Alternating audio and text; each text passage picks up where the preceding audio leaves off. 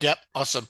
All right. So the title of the study, well, I'm going to do this for about, I'll go through a little bit more quickly than I normally would. Usually the presentation is about half an hour, or 40 minutes, but I'm going to try and squeeze it into about 20 minutes or so, so we have time for groups, or 25 minutes or so.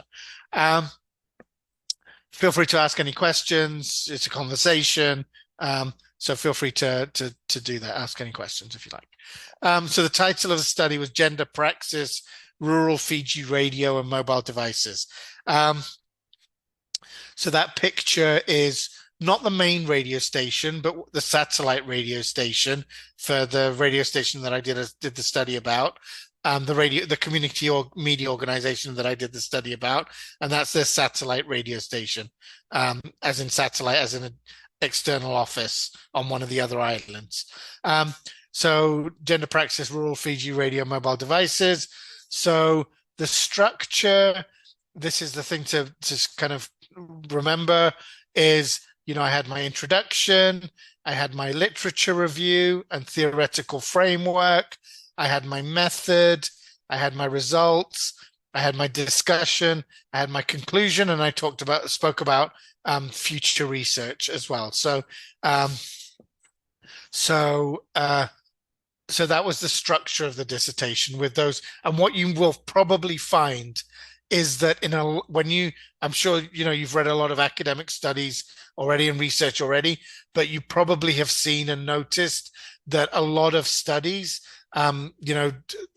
studies have this is a dissertation, so it's like a book, but even short academics, not short academic, but journal articles have many of them. There's other methods of structuring and things like that as well, but many journal articles, you'll see this kind of structure, with the intro, lit review, method, results, discussion, conclusion, and future research. So it's a very kind of standard structure for, in particular, qualitative studies and how dissertations and journal articles are structured. All right. So firstly, my introduction, my motivations. So I was interested in University of Hawaii has a strong tradition of ICT for development, and some major names in ICT for development and social and economic development in the Pacific region, from the East-West Center to the School of Communications and the Center for Pacific Island Studies and things like that. They have some concentration in sort of social and economic development issues and things like that in the region. So I was interested in a study related to that. And one of the things I found early on is that when there's more gender equality, that has an exponential impact on social and economic development in the community. It has, I don't know if exponential is the right word, but it has a much greater impact out of any other indicators. So gender equality lifts the boat for all to a much greater degree than many other indicators that you might see in values-based indicators. So I was interested in gender and in social and economic development. And then thinking about rural development in particular, a lot of studies show that rural development, agricultural development is a key indicator in social economic development. And then I was interested in technology factors. Some of the things I was learning about is the most accessible communications technologies are mobile devices, radio. Mobile devices over the last 20 years have got universal access almost now, and radio continues to be still in most places, even in the US, here in the US,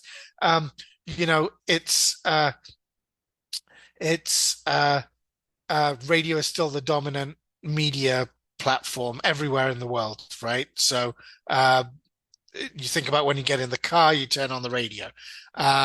Even if you don't have internet in other parts of the world, if you don't have internet, you still most likely have access to radio and things like that. So that's my motivations. I was thinking about that. My contribution from this study was I documented mobile device and radio interaction. I documented media usage. There was a tropical cyclone that hit Fiji while I was doing my study. So I documented media usage for Tropical Cyclone Winston, which occurred, I think, in 2016 or 17. It was the strongest tropical cyclone to make landfall in the Southern Hemisphere ever, up to that point. I conceptualized certain processes and I shared the study with the media organization that I did the study about. I don't know why that slide is there. That should be in my lit review. So let me just move that back to the lit review. All right, but actually that's there. Sorry, this is part of my lit review. I don't know. Oh, there it is. It's got the title there. It's just in pale color there, so you can't see it. All right. So lit review and theoretical framework. So this is, so I just did the introduction. I just did the introductory part. Now this is the lit review and the theoretical framework part.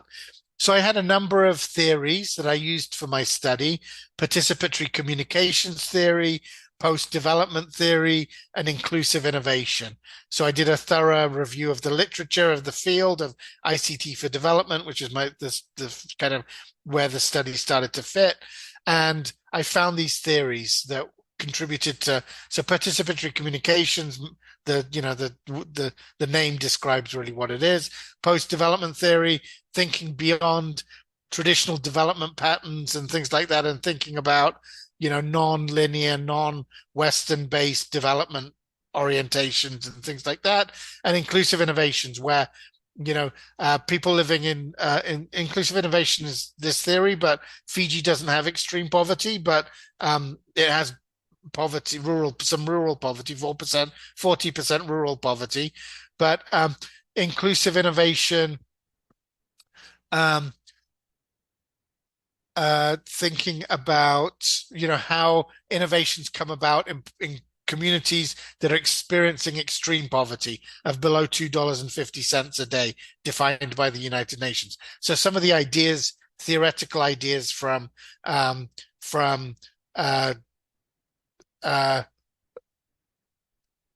inclusive innovation informed my study. All right, so that was my theoretical framework. My literature review. I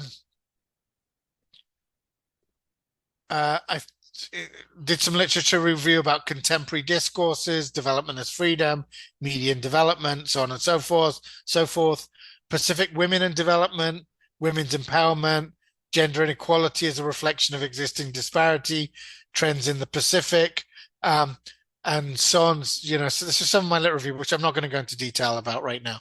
More lit review: human rights and colonial history, industrial nations content, participatory methods, some of my resilience literature. This was all my lit review. And then continuing my lit review and that section, as I was doing this, conceptualizing everything and thinking through everything, I found out, and the ideas were emerging about, I want to do some participatory communications and gender and in the Pacific and, all of these things. I found out about a women-run radio station and community media organization in Fiji called Femlink Pacific. Basically, it's a radio station, and they have a number of they have a TV show and other things like that, where they produce content for women by women. And the goal is to increase women's representation in media and to address gender inequality in government, in local and national government in Fiji. So, so I wanted to do my study in Fiji, finding out about this radio station, and also, it was addressing issues of rural poverty in Fiji as well. So how it's addressing those issues and things like that. So FemTalk is the radio station which I was studying, and that first picture is some of the women that work at FemTalk, and then that second picture is just on my last trip. I went on a 2-day vacation while I was in Fiji, and that was a traditional dance performance in one of the villages that I went to visit on my final trip to Fiji, and not my final trip, my in this study, the third trip, and the 2 days that I had extra at the end of the trip. Um, so that was Fiji and Femlink Pacific. Um, as I say, as I was doing the study in March 2016, Tropical Cyclone Winston hit. So I was doing my study, finding out about women's radio and how it's used to socioeconomic development in Fiji and all of these different things. And as I'm doing the study and conceptualizing, organizing the interviews and planning the study and concept writing and all of that stuff, in March 2016, which is almost 10 years ago, if you can, time flies. But in March 2016, Tropical Cyclone Winston hit Fiji. As I said, it was the strongest tropical cyclone to make landfall in the southern hemisphere. Massive amount of devastating damage across Fiji, unprecedented. And so, I couldn't ignore that, obviously, and go about my study and ignore it. So my committee at the University of Hawaii said, you know what, you should document how the radio station responds and how the women leaders connected to the radio station respond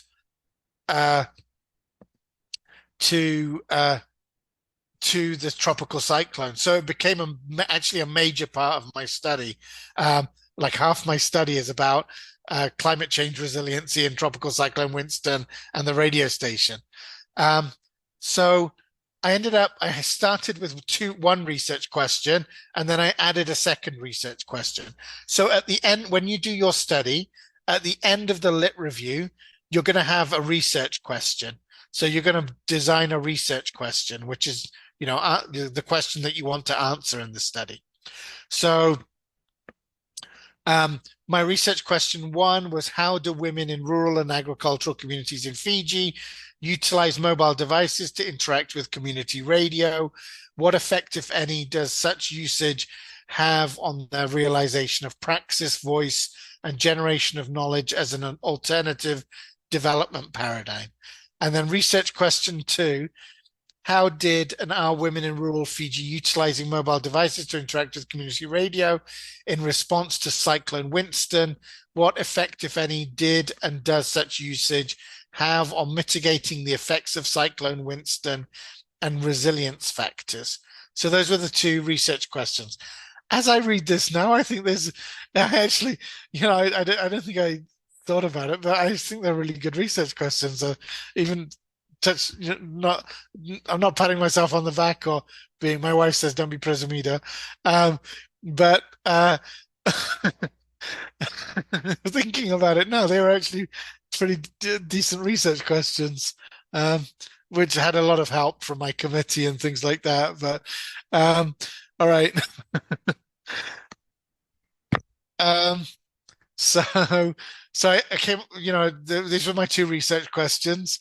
And then then that's the research questions at the end of the lit review. So then how am I going to answer those research questions? What is my method that I'm going to use to answer those research questions? So then the next section is the method section. Sorry, you can't really see it, but it says method at the top there. So I had a 3-phase study, a pilot and a 3-phase study. My pilot, I did radio station staff interviews. The phase 1 was extended radio station staff interviews. Phase 2 was convener interviews, who are like the coordinators of the regions in Fiji connected to the radio station. And then phase 3 was the focus groups, the women leaders focus groups. Yeah, touch wood was the wrong thing, but I didn't know how to respond to not being, to try to be more humble about that. And so, sorry, going back to the study, women leaders focus groups. Actually, so I was, as what happened with the focus groups is that they actually turned into more of an indigenous focus group. Because there's a method called Talanoa, which is an indigenous research method from the Pacific region, which uses cultural norms that are based on the Pacific practices of consultation and community decision making and things like that. I learnt about at the University of Hawaii. I was taking classes in the Center for Pacific Island Studies on research methods and things like that. But my committee said, don't do Talanoa. You're not a Pacific Islander. You can't just rock up to Fiji and say, hey, everybody, let's do Talanoa. Um, so they said, don't do a Talanoa. But then I went to do the focus groups. And as I'm sitting there with, 10 women leaders in a circle, and I'm introducing the study, one of the women leaders said something at the beginning of the focus group and said, "Oh, this is a Talanoa." So it turned out that I ended up doing Talanoa anyway with the focus groups. We'll talk about Talanoa a little bit more during the semester. So I interviewed 6 staff members and did extended interviews with 6 staff members. I did interviewed 3 conveners, and I did 3 focus groups with 10 to 15 women leaders in each of the focus groups.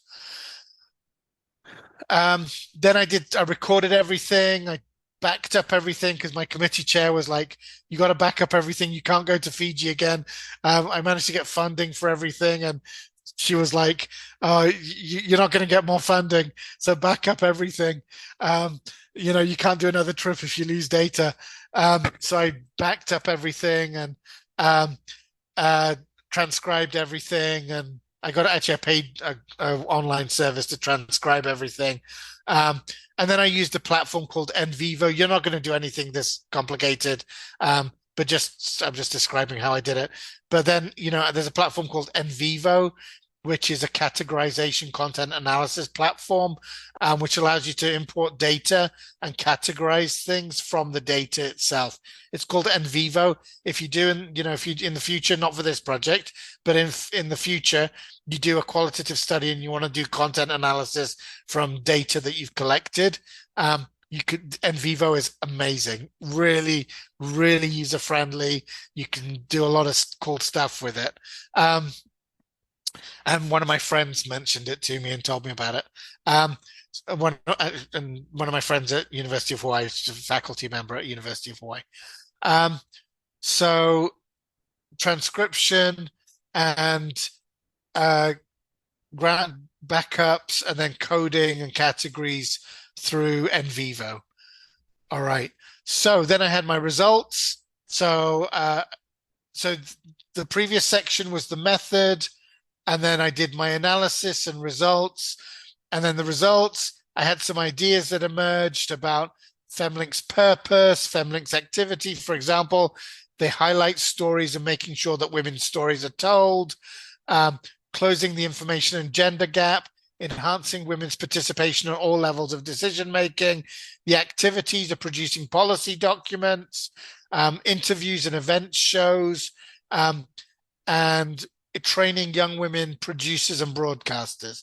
Their impact was to empower women in the community, participation in consultations, monthly consultations with women leaders, and multiracial women's groups. Fiji is made up of 40% Indo-Fijians in Fiji and Italke, which are the indigenous Fijians, Italke and Indo-Fijians. So the women leaders groups are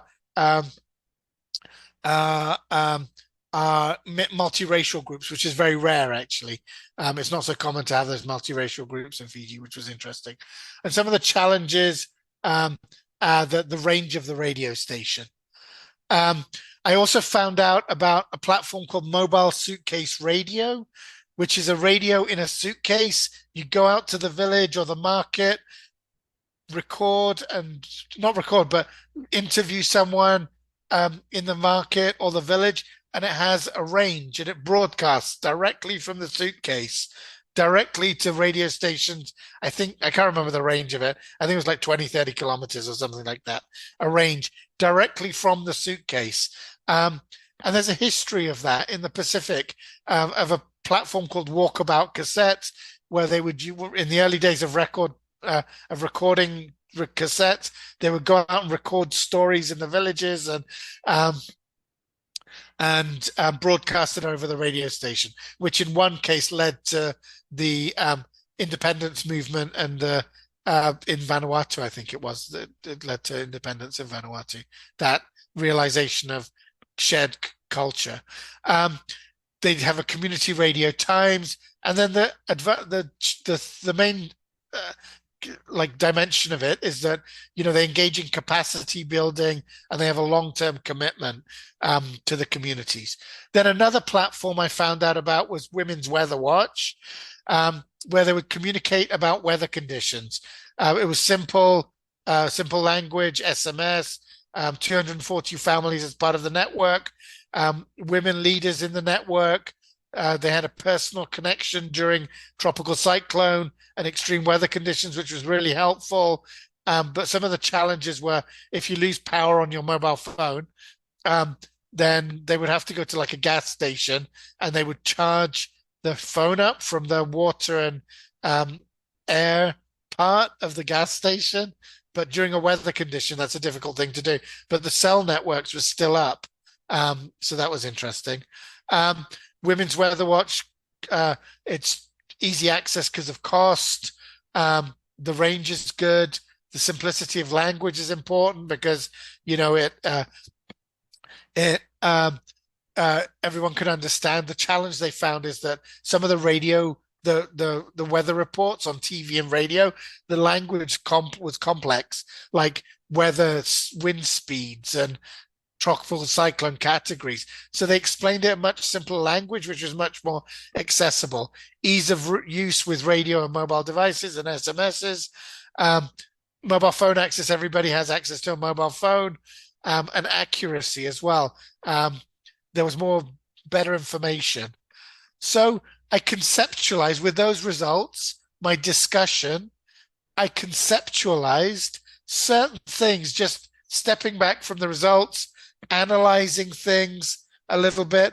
I found that, one of the things that was interesting is the mutual support that in these spaces, on these platforms, they were really, the women leaders and the women that were part of the networks were really supporting each other to enhance media, addressing community issues. Like one of the women leaders was a founder of an economic cooperative, and they were able to get access to funding, electricity supply, and things like that.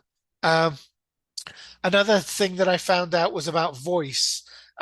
So speaking on the different platforms and in the different spaces and things like that, really the women leaders developed capacities to express and hear other women talking about the issues that were important to them on media and getting, having other women in Fiji being able to hear that on the radio and on TV and things like that as well. And then last but not least, it's a coherent capacity development process. It wasn't just that they had a monthly gathering or just the radio station. They had a whole set of things: the gatherings, the interviews, the mobile suitcase radio, national gatherings, radio with pictures, which was a whole system of capacity development. It wasn't just isolated actions and efforts. It was a whole system of activities to develop capacity amongst the women leaders and the women connected to the radio station and the media organization. The limitations of my study were that it's not really generalizable to other studies. Some of the things described were not related to the media organization. So the women leaders were women leaders in their own regard. They weren't women leaders because of the radio station, but they were part of the radio station monthly gatherings because they were women leaders, because they were women leaders from all the things that they were doing. Presidents of teachers associations, treasurers of a economic cooperative, things like that. And there was also capacity development, which was not related to the radio station. My future studies, which I haven't done, were to do the study with another radio station in Solomon Islands called Voice Blong Mere. I didn't do that. I haven't done that study yet, maybe in the future. More Talanoa with the women groups in Fiji, policy document, content analysis. They have a lot of policy documents from the radio, from Family Pacific.